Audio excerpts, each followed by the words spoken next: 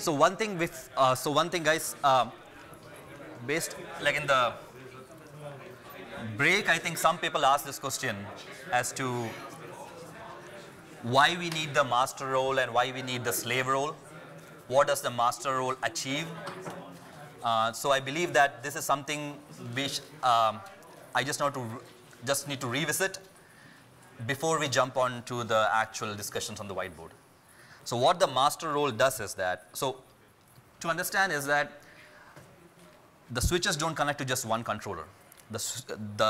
Each switch or a cluster of switches connect to more than one controller. So one of the controller dies, it's not that I'm making a new handshake with the switch again. There is an active connection between the switch and the other controller. So it's just going to be a role change. So there's no handshake involved, because that was one of the questions. It's not going to be having a handshake involved. There's going to be a standby connection, and a role change is only what is required for a transition from one controller to the other when one of them dies. How soon is going to happen is based on the ACA cluster down event, which I'm not sure probably how much time does it take for the cluster down. It's very, very Yeah, okay, so it's very quick. Yeah. So that's the actual latency which we'll have, where you will switch to a new controller. Second is that what does the master role achieve, and the slave, what the slave does. The master role, you can make read and writes both to the switch, whereas the slaves, you can just get the reads. That's what as per the OpenFlow protocol is. Why we need cluster-aware applications? I know this is a very big discussion, and there was a lot of back and forth on this. But one thing is that if you take the controller as of now and plug some to the switches to all the controllers, all the applications at the top layer will get all the notifications from all the switches. Now, all the applications will get bombarded with all these notifications. Then the applications, it's up to the applications to take care of which it needs to filter and which need not. What we are trying to achieve here is that if a set of switches is connected to, say, controller 1 and a set of switches connected to controller 2, then the applications which are residing in controller 1 and controller 2 can need to only take care of those switches which that node owns, which that node is connected to. And that was the part of the cluster aware I was talking about, so that we know that, okay, we let the applications know that these are the only notifications you need to filter on. That was the third part. And so what we can dive down is a set of discussions on design, which we can take it to the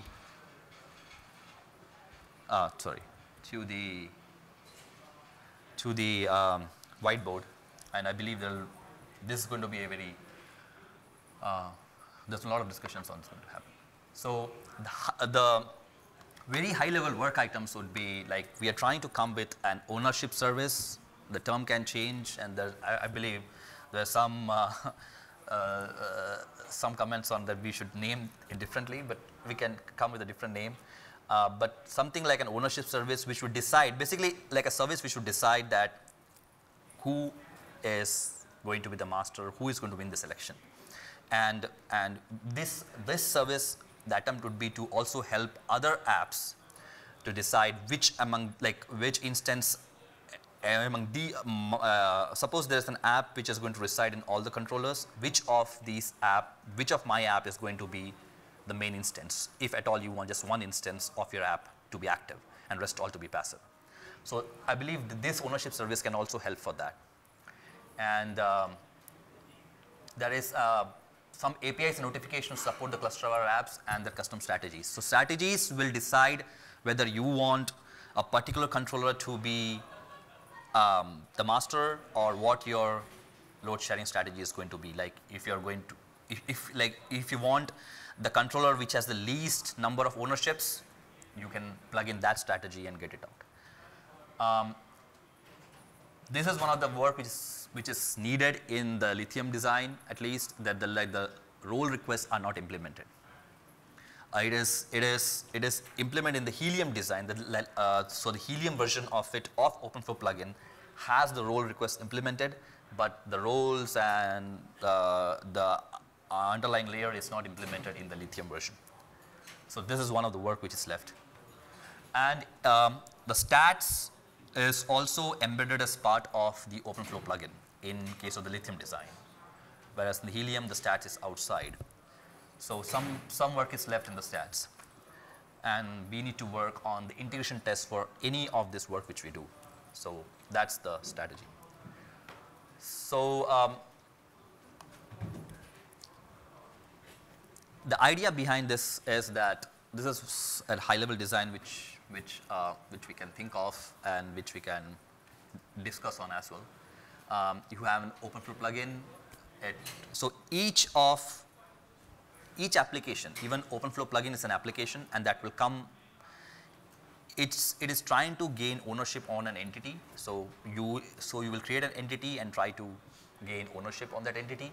So that will be an entity owner, and it will try to request an ownership on the SAL clustering service. This is just a new service which can be created, and this request ownership will happen, and based on that, it will try to request lock based on the strategy which has been plugged in. The strategy can be part of the entity owner itself, so that the entity owner knows that this is the strategy which I want to go with. So there's one point from Moiz was that there should be just one strategy for a particular type, not per device, in the sense that all OpenFlow plugin within a cluster will have just one strategy of clustering. It won't have different strategies based on like different devices, which is one input which at first we can take care. And there's a lock actor which will try to grant ownership based on the strategy, and the strategy will return, and based on that, the ownership response notification will be given. Based on that, each of the applications will also get a notification saying that this device is the owner for, sorry, this node is going to be the owner for this device. And that's the rule. And similarly, when a failure happens, it's a very similar scenario where the failure happens. It tries to request ownership and gets back, but it will try to also subscribe to a member down notification, because if I am not an owner for this device, then if an owner goes down, then I should be known, like somebody should notify me saying that the leader has died, so I can request for an ownership. That's the concept of the subscribe to member down notification at the very end over there. And this is in general about the entity owner, what it should be having. It should be having a name, it should be having a member ID of the name of the cluster where it's residing, from where it's coming from, and it should have an ownership strategy also along with it, which is pluggable based on how you want the election to happen. So basically the apps can steer the election the way it wants. And these are some of the things which we're planning to do, and these are the different ownership strategies. We're just trying to start simple so that things work initially and then try to add more strategies. So the basic ownership strategy would be like the first come first serve ownership strategy, which is going to come with the strategy, and then like a load shared strategy based on that, which node has the least number of owners that can try to get. So we can scale horizontally. That was the whole goal behind it, to achieve much more throughput and performance. Some SAL clustering APIs and SAL clustering service which will help us do this. Request ownership, role change notification, which might require based on the shard, if at all some apps are dependent on that. And this is just the Yang model, rough Yang model,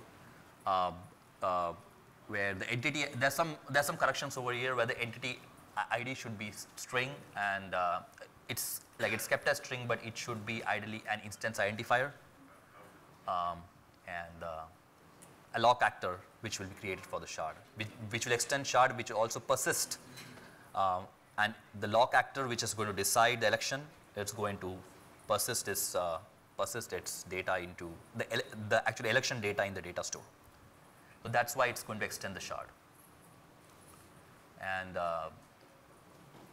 these are some of the works which is left, which I was thinking about of implementations of roles and generation ID in the LI plugin, and the knob to disable stats manager, which is currently not there in the Lithium plugin, and on-demand statistics.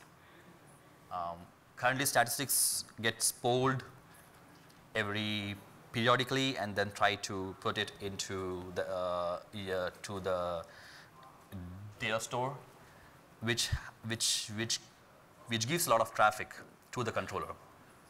And if at all the inventory operational is not residing in the same node, then there's a lot of traffic across the wire. So if you can have an on-demand statistics, that would help. So this is one of the thoughts. And if you can handle some flow remove notification, I'm not sure whether we handle that off now, but that's one of the discussions. That's all I wanted to present. I think we can move the discussion to, or we can answer any questions based on this, or we can start with the discussions on, actual discussions on the whiteboard, which I wanted to start 1 hour back.